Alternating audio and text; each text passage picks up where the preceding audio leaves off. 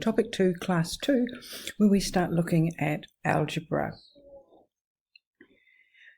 Earlier on, we looked at arithmetic, and arithmetic's all about numbers and their manipulation, but we need to move on from this. The rules we looked at in Topic 1 can be used for letters, where we use a letter to represent a number, whether we know the value of that number or not. So this is the basis for algebra. Sometimes a letter or a number can be used to represent a specific number, say pi, and then the symbol is called a constant because we actually do know the value of that symbol. But sometimes we might talk about maybe t for a value of time in seconds, where t can take any value between, 0 and 360. Then we would write t as 0 is less than or equal to t is less than or equal to 360, but we would describe t as a variable. Here's a little thought game. Think of a number, add 15 to it, double the result, add this to the number that you first thought of, divide the number by 3, take away the number you first thought of, and the answer is, let me guess, 10. I bet. Why? Why is it 10? I couldn't possibly know what number you thought of, but the answer is 10. What we can do is we can prove that the answer will be 10 by using algebra. If we use, say, a as our original number, so think of a number a, add 15 to it, so get a plus 15, double the result, so we're going to multiply that by 2, so that's 2a plus 30. Then we're going to add that to the number we first thought of, and the number we first thought of was a, so we're going to add a to 2a plus 30, so that becomes 3a plus 30. We're going to divide that by 3,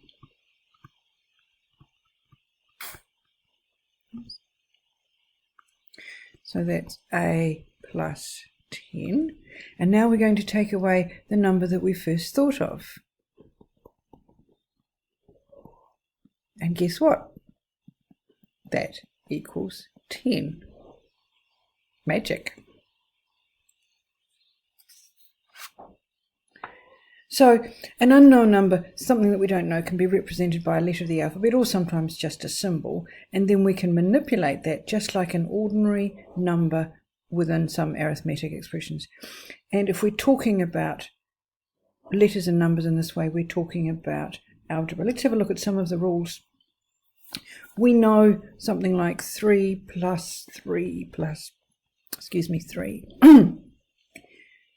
is 12, but we could write that as 4 times 3. So the same rule is going to apply if we do this. So we've got a plus a plus a plus a, so we could write that as 4 times a and skip the times symbol. Remember, BEDMAS, BODMAS, whatever, that applies here too. So 3 times a minus a, remembering BEDMAS, that's going to be 3a minus a, which is 2a.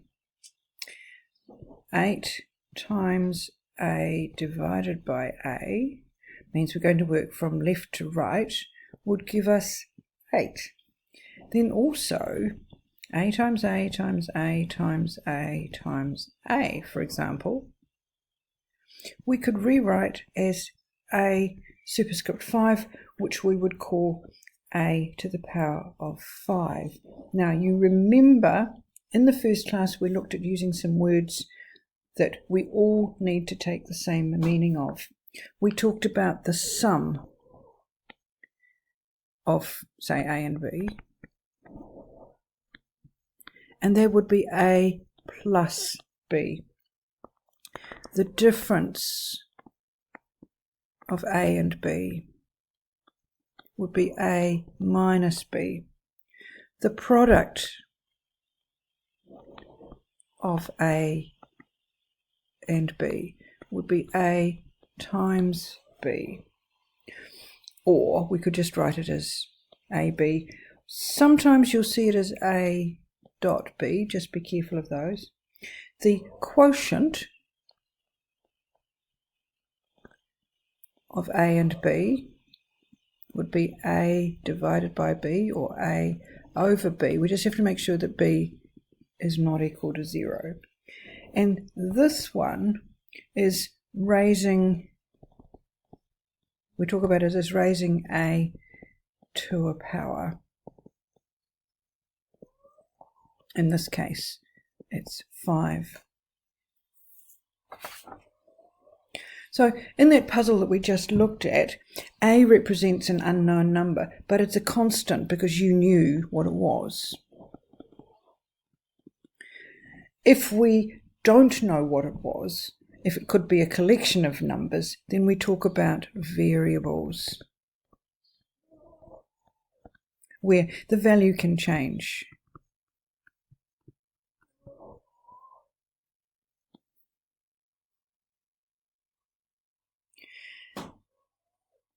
With numbers, there are rules, and it's just the same with letters here, that they have rules too. So we all know that 4 plus 5 is equal to 5 plus 4.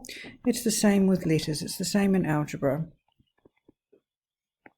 And that's said to be the commutative property. Obviously, 4 minus 5 doesn't equal 5 minus 4, so A minus B doesn't equal B minus A. If we look at multiplication, 4 times 5 equals 5 times 4. So it's the same here, AB equals BA. But we know for division that 4 divided by 5 is not the same as 5 divided by 4. So similarly, 4 over 5, A over B does not equal B over A. The associative property, we know what works for numbers.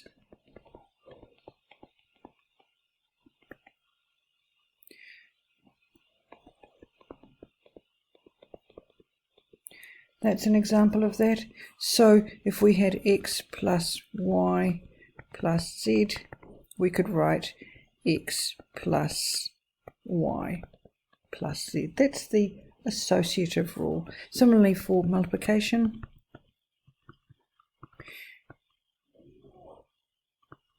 this is true as well. So A times B times C is equal to A times, oops, not there, there. Now, subtraction, not associative. Division, not associative.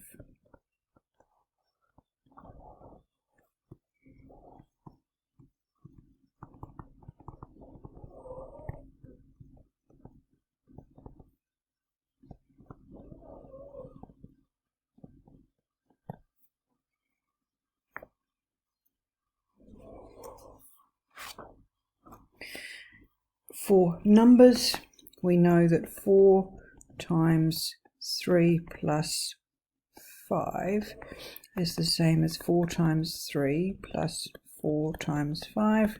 So it's the same for algebra.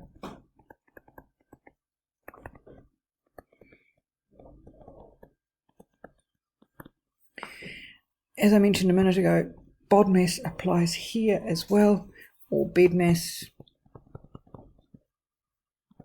whichever one you use.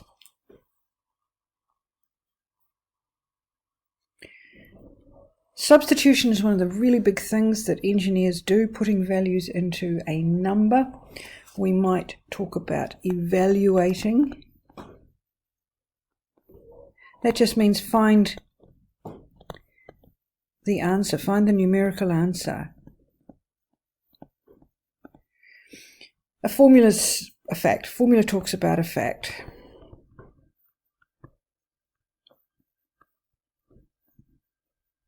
Might be a fact from engineering, might be a fact from science, but it represents a fact. We all know maybe that A equals pi r squared. That's a fact, that's a formula. Find the value of 2x times x plus 4 when x is 7. So we're going to put in there 2 times 7 plus 4. That means we need to do the bit in the bracket first, so that'll be 2 times 7 times 11, which would be 14 times 11. And on my calculator, that will be 154. The last formula on the sheet there, V equals IR. Find V when I is equal to 12 and R is equal to 10. So V is going to be 12 times 7, which would be 84.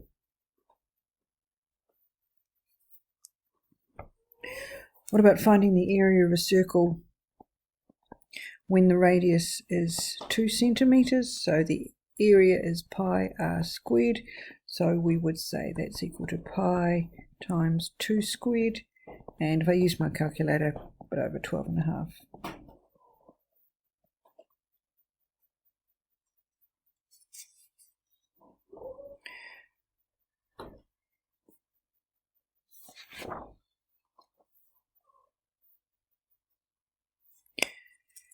We don't always use letters that you might recognize as letters. You might see them as Greek letters, for example. Now, I don't expect you to learn the Greek alphabet, but they are useful to know that they are just symbols in their own right. Some of them, like pi, is a symbol in its own right, like phi is a something, mu is a something. Where's mu? Mu is a something. So some of them are things in their own right. Okay, I'll do a couple more of the substitution and formula expressions. So some more examples of substitution and formulas.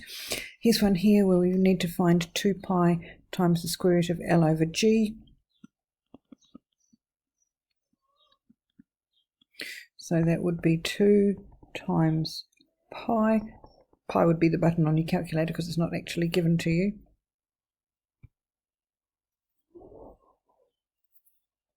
That might have been an oops there, pushing the wrong button. 2 times pi times the square root of L over G. So that would be 2 times pi on your calculator times, then use your square root button, of 2 over 9.81. Using my calculator, I got 2.84. Find the volume. This is all to do with water filling up a hemispherical vessel. We could find that the volume is equal to pi. This time we're given pi as a value, and R is 6.24 squared plus 2.85 squared. Now if you just write that exactly like it is there on your calculator, exactly like that, then we would find that the answer was 186.46.